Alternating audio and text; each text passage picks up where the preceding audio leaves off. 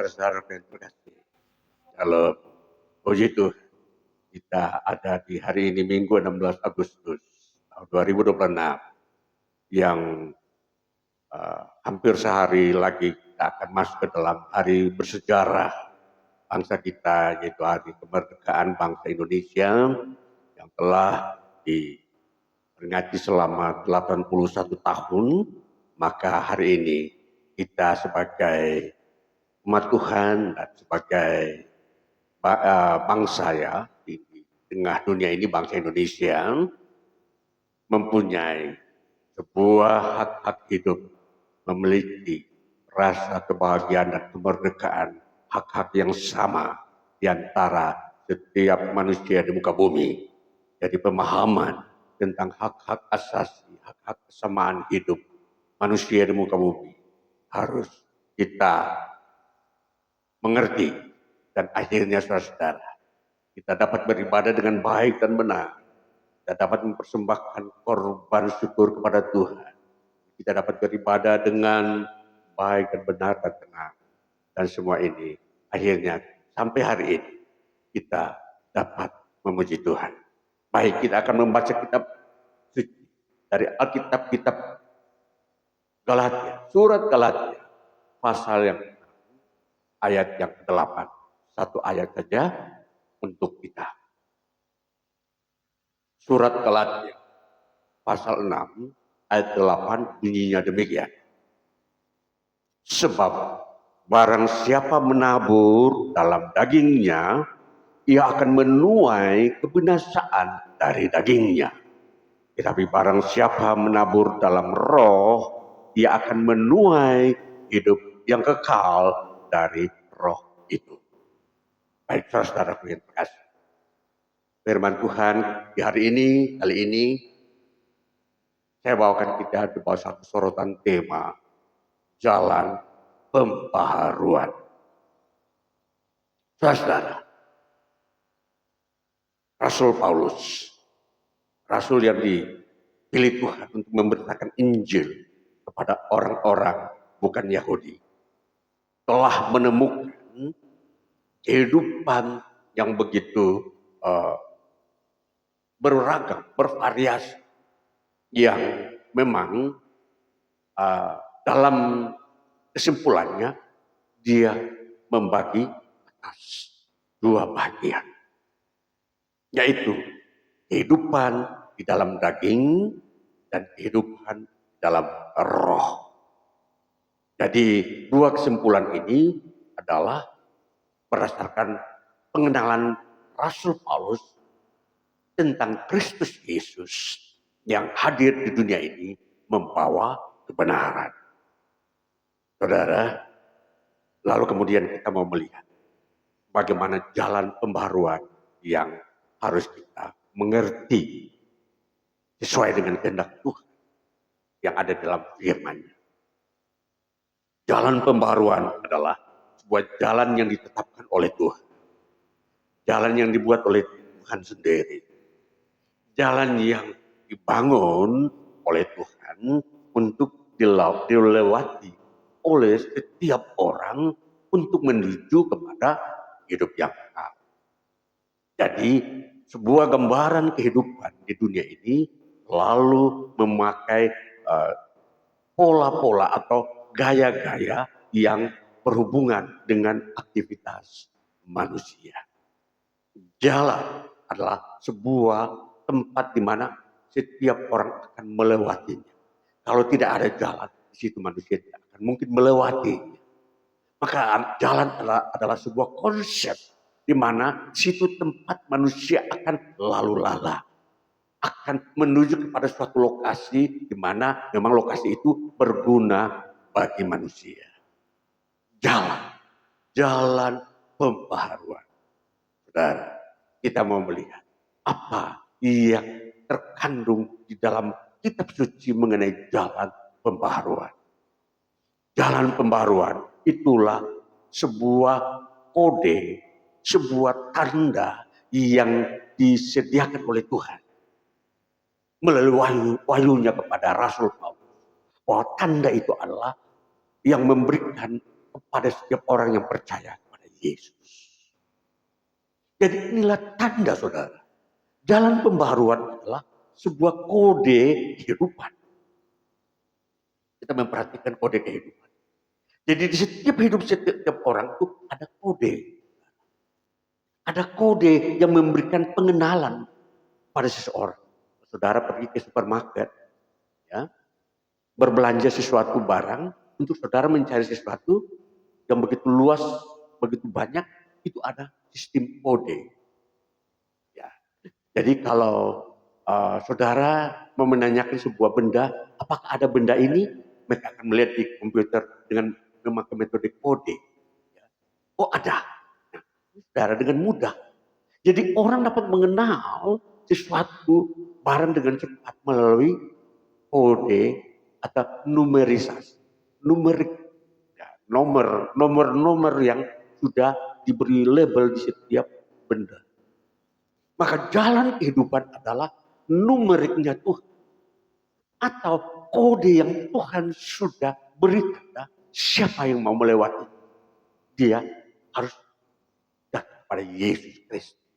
Itulah kode. Jadi Yesus Kristus sebagai kode yang paling terang benderang bagi setiap orang yang mau jalan kehidupan. Nah, saudara, jalan kehidupan ini dikatakan jalan menuju hidup kekal. Jalan kebenaran ini, pembaharuan ini jalan menuju hidup kekal. Maka tentunya kalau jalan pembaharuan adalah jalan menuju hidup kekal yang dibuat oleh Tuhan, maka tentunya ada jalan lain yang dibuat oleh ya manusia itu sendiri.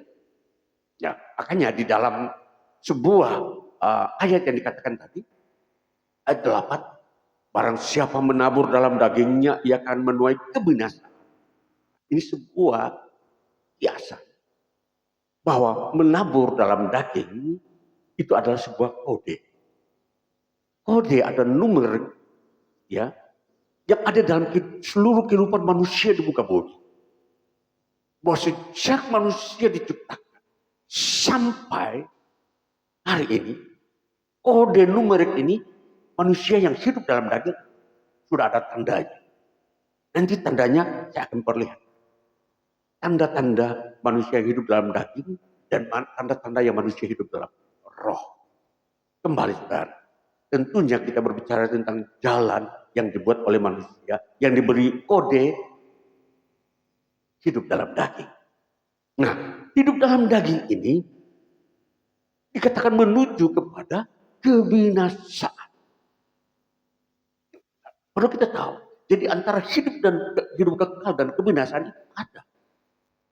Jadi tidak ada sesuatu gambaran bahwa ada yang mengatakan bahwa hidup ini tidak ada ujungnya.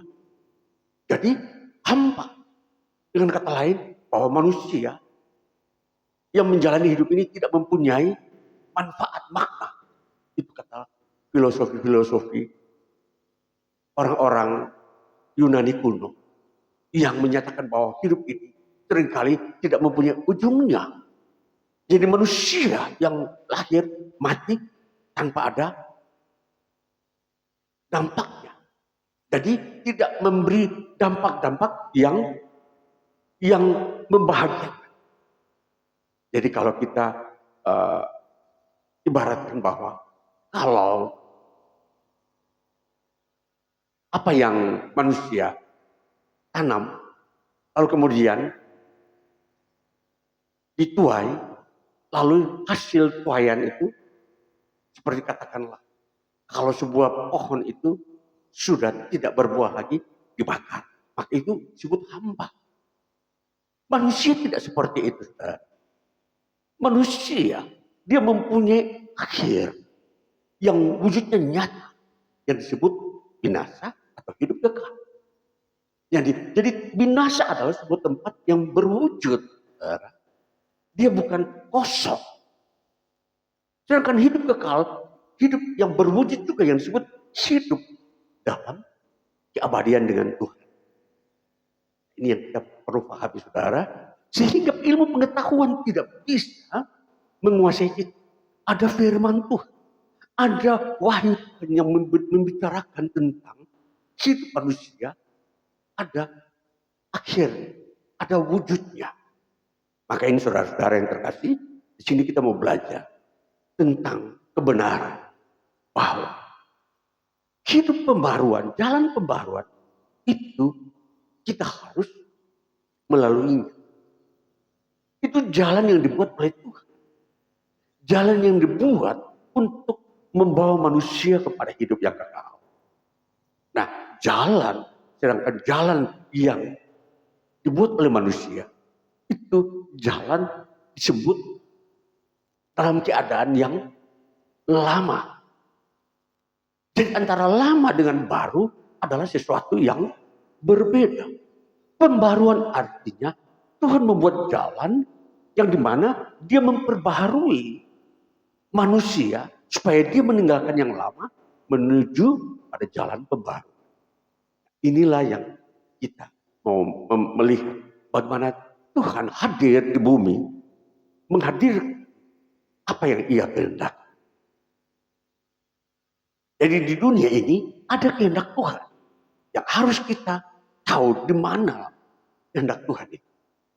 Nah, itulah sebabnya firman Tuhan telah dikatakan tadi bahwa pembaharuan, jalan pembaharuan, yaitu hidup kekal, itulah yang Tuhan kehendaki. Saya sudah menyampaikan tadi bahwa tanda-tanda jalan pembaharuan dengan jalan yang dibuat oleh manusia di dalam kitab Galatia pasal 5. Kita akan membaca bagaimana jalan pembaharuan yang Tuhan buat. Kode ada numerisasi yang Tuhan buat di dalam Galatia 5 ayatnya yang ke-22 sampai ayat 23 bunyinya demikian.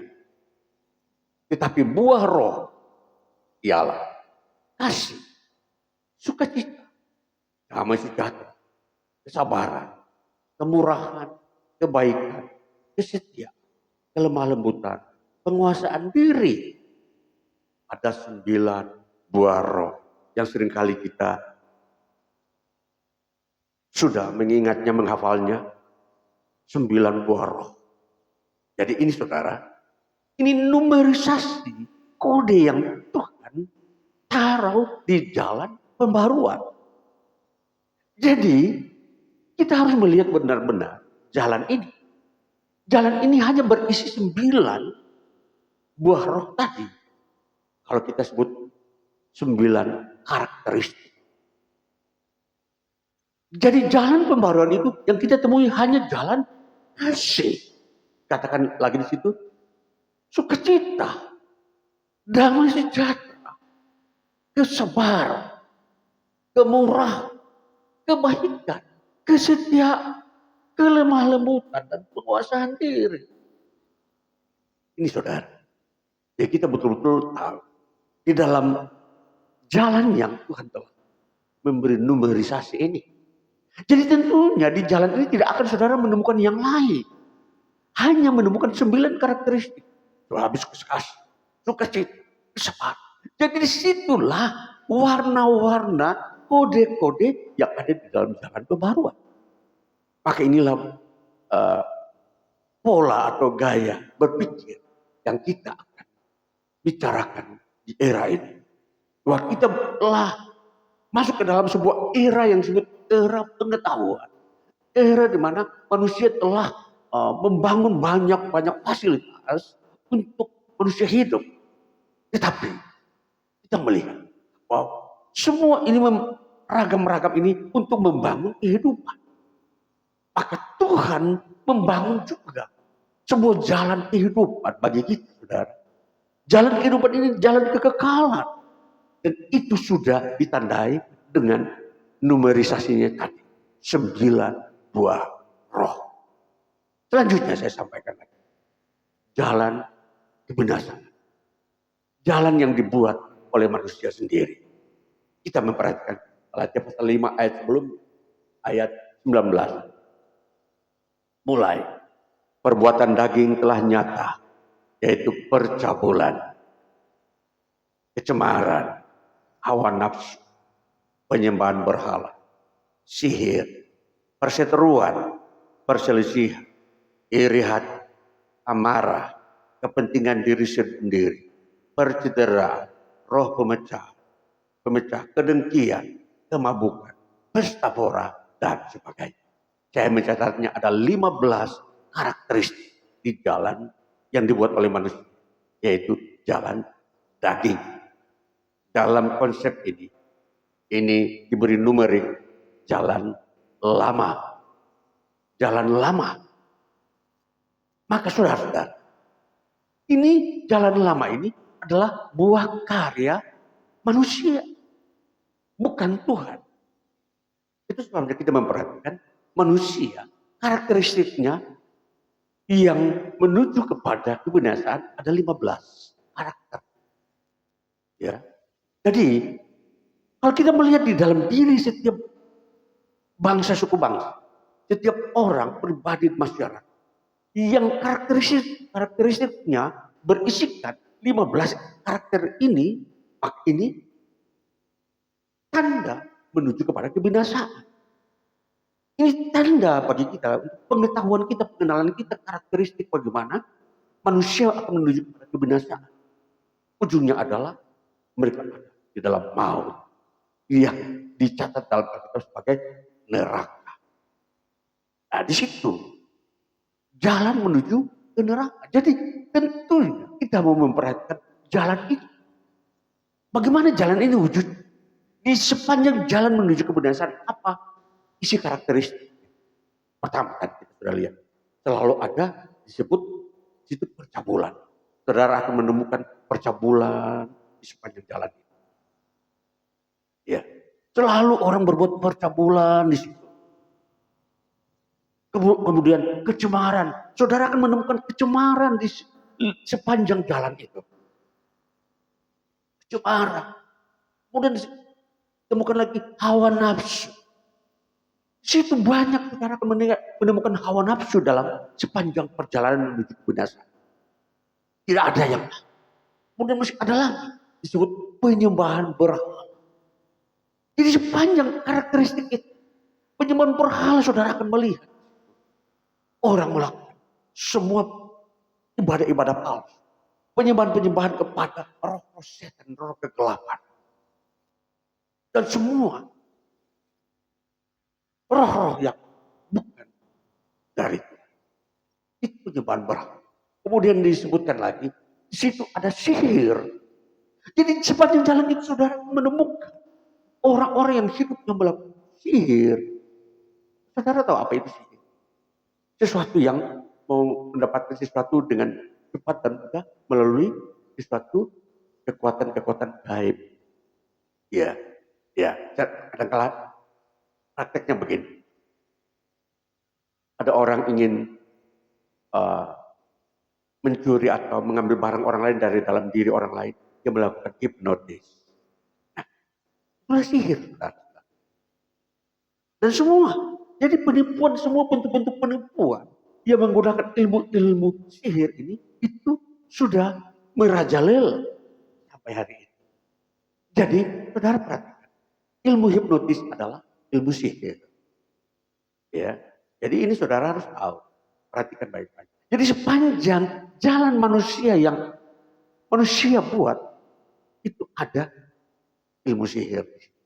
Maka seringkali kalau kita melihat, kenapa manusia senang melakukan hipnotis?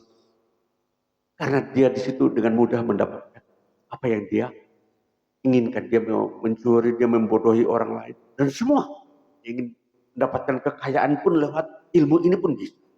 Ini jalan ini ada dalam kebinasaan. Ya, ilmu sihir. Kemudian dikatakan selanjutnya lagi, ada di situ perseteruan, perselisihan. Tidak pernah ada damai, selalu ada bentrok, selalu ada permusuhan. Tidak pernah ada rendah hati, selalu menyombongkan diri. Lalu seterusnya masih ada iri hati. Di situ sepanjang kehidupan ada, selalu ada iri hati. Saudara, perhatikan, ini tanda menuju kepada kebinasaan. Maka perhatikan hidup saudara. Kalau ada iri hati dalam diri saudara, ini ada tanda-tanda hawa-hawa yang menuju kepada kebinasaan. Maka itulah sebabnya harus selalu ada pembaruan, selalu ada pertobatan. Saudara, nanti kita melihat bagaimana hidup di dalam Kristus itu kita mengalami sebuah pembaruan. Jadi semua yang ada di dalam jalan yang dibuat manusia, termasuk tadi iri hati, itu akan nanti hilang. Ketika saudara benar-benar masuk dalam jalan pembaruan. Terusnya saya berikan tambahan lagi, apa yang dibangun oleh manusia. Ini jalan yang dibangun oleh manusia.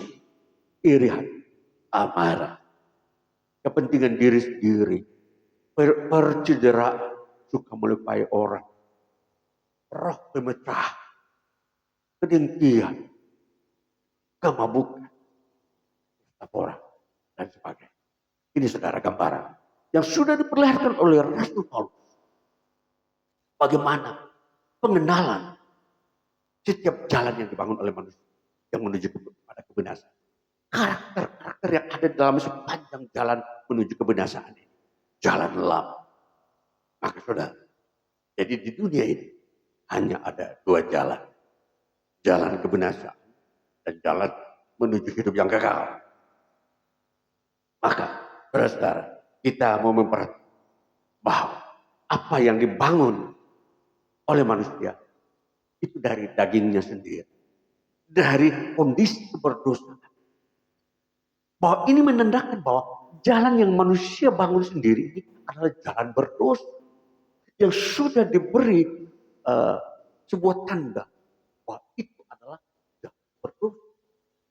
Sedangkan jalan yang dibangun oleh Tuhan disebut jalan kebenaran atau kesucian.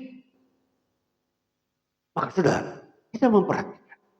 Jadi, di manakah kita mau membawa atau melihat diri kita?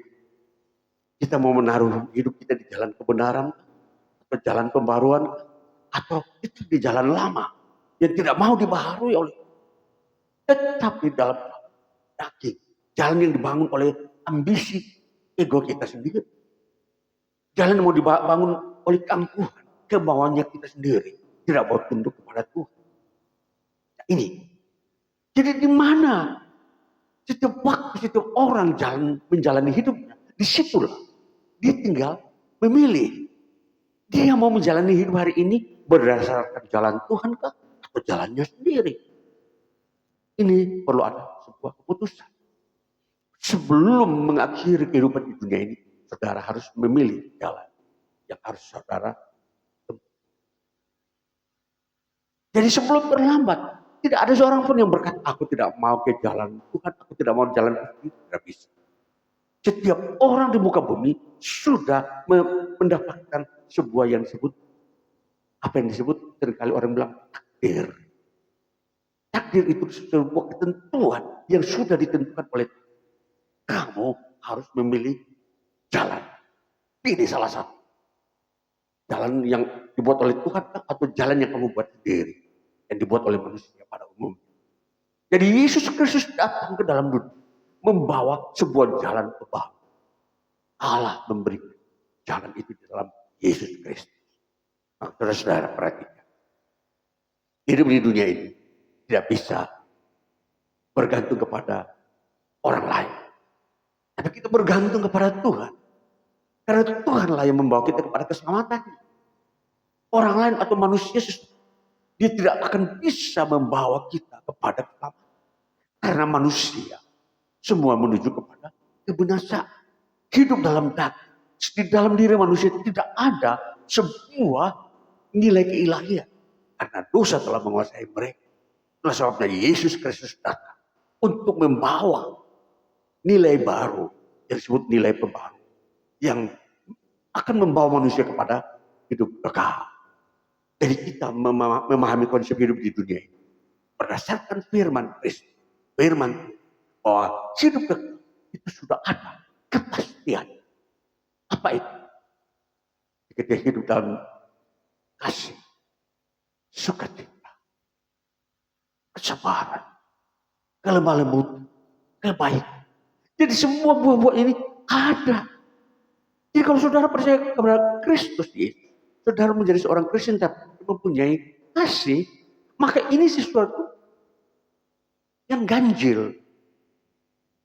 Ini sesuatu kepalsuan. Karena sudah diberikan label bahwa jalan pembaruan adalah kasih, kemurahan, kebaikan, kelemah lembut. Tidak akan mungkin ada yang lain. Tidak akan mungkin ada iri hati di jalan pembaruan. Jadi ketika saudara percaya kepada Kristus, saudara tetap hidup dalam iri hati dan amarah dan kepentingan diri sendiri, itu sesuatu kepalsuan. Perlu saudara bertobat. Perlu saudara mengambil sikap. Oh, saya mau benar-benar hidup dalam jalan kebenaran ini. Pembaruan yang dibuat oleh Tuhan. Tidak lagi hanya kita ada dalam sebuah kepalsuan manusia yang hanya dibuat berdasarkan catatan-catatan manusia. Apa agamamu? Oh, saya memilih Kristen. Tapi buah karakteristik dalam roh tidak ada. Itu sesuatu kepalsuan. Maka kekristenan yang belum dibaharui perlu hari-hari ini dibaharui. Sebelum terlambat. Karena jalan ini tidak bisa kabur. Jalan kepada keselamatan itu perang. Itu karakteristiknya sudah jelas. Kasih, kesabaran, kebenaran. Tidak ada perseteruan di situ. Tidak ada sihir di situ. Tidak ada penyembahan berhala di situ. Maka kalau saudara sudah Kristen tapi masih melakukan penyembahan berhala, ini sesuatu kepalsuan. Saudara di jalan daging, tapi saudara bilang di jalan Tuhan. Tidak, saudara. Jadi itu dilihat dari karakteristiknya, tandanya, numeriknya, bukan ucapannya. Jadi saudara yang melihat ini, maka jangan sampai saudara berkata, saya percaya Tuhan, tapi saudara masuk neraka. Karena karakteristiknya ini. Iya. Makanya Tuhan Yesus kali berkata, aku tidak mengenal kamu. Hai kamu pembuat kejahat. Kamu melakukan sihir, kamu bilang kamu percaya kepada. Ini saudara. Ini sebuah kemunafikan. Dosa-dosa itu harus kita selesaikan. Firman Tuhan disampaikan hari-hari ini. Supaya kita benar-benar terang benderang. Posisi kita jelas. Jangan sampai kita salah. Kita rindu masuk surga. Tapi sesungguhnya ketika akhir hidup berada di neraka itu miris, sedih. Di bumi kita merindukan surga. Tetapi ketika akhir hidup justru berada di neraka. Ya apa? Sesuatu yang merugikan. Makanya firman Tuhan disediakan untuk memberikan kepastian. Ambillah keputusan hidupmu sepanjang masih di dunia ini. Kalau kamu menginginkan hidupmu di surga, pilihlah sedih. Firman Tuhan sudah jelas. Hiduplah dalam kasih, ini tandanya. Dalam kelemah lembut, kesabaran, kemurahan, kebaikan. Jadi itu tidak ada yang dibuat manusia masuk di dalam jalannya Tuhan. Ini jalannya Tuhan buat, yang Tuhan buat sudah seperti itu. Kita harus ikuti. Tidak bisa ditolak. Saudara mau masuk rumahnya Tuhan, tapi saudara menolak apa yang Tuhan katakan. Tidak mungkin. Jadi ini saudara-saudara, kita memperhatikan kebenaran itu harus kebenaran yang sejati, berdasarkan wahyu, bukan kebenaran yang palsu yang dibuat oleh manusia. Yang berdosa diulang itu benar.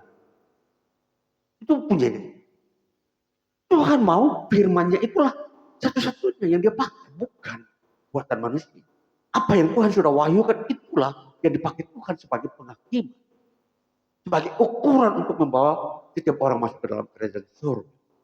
Maka ini saudara, kita tidak bisa berdalih dengan diri kita sendiri dan mau memprotes Tuhan. Tidak bisa. Keputusan Tuhan sudah final. Firman ini adalah menjadi ukuran bagi setiap orang untuk layak hidup dalam kekekalan atau hidup di dalam kebinasaan. Maka ini saudara, gambaran bagi kita. Kita tidak diombang-ambingkan oleh dunia. Ilmu pengetahuan dunia yang seringkali membodohi dan bahkan menyesatkan banyak generasi manusia. Sehingga mereka berperilaku tidak jelas. Katanya dia percaya Yesus, tapi dia hidup dalam melakukan penyembahan berhala dan sihir. Tidak bisa. Ini sebuah penipuan. Ini sebuah bagaimana gaya-gaya iblis menyesatkan manusia. Hanya mengaku percaya Yesus, tetapi hidup di dalam sihir. Ini saudara, perhatikan. Jadi hari-hari ini, hari-hari yang menjelang Kristus Yesus datang kedua, memberikan ketegasan supaya saudara memilih jalan yang benar. Tinggalkan semua yang palsu, yang dibuat oleh manusia, yang di belakang oleh dosa-dosa. Sehingga kita betul-betul murni, benar, ya baiklah kita membangun kehidupan yang lebih baik mulai hari ini dan seterusnya. Tuhan Yesus memberkati kita. Haleluya. Amin. Iya.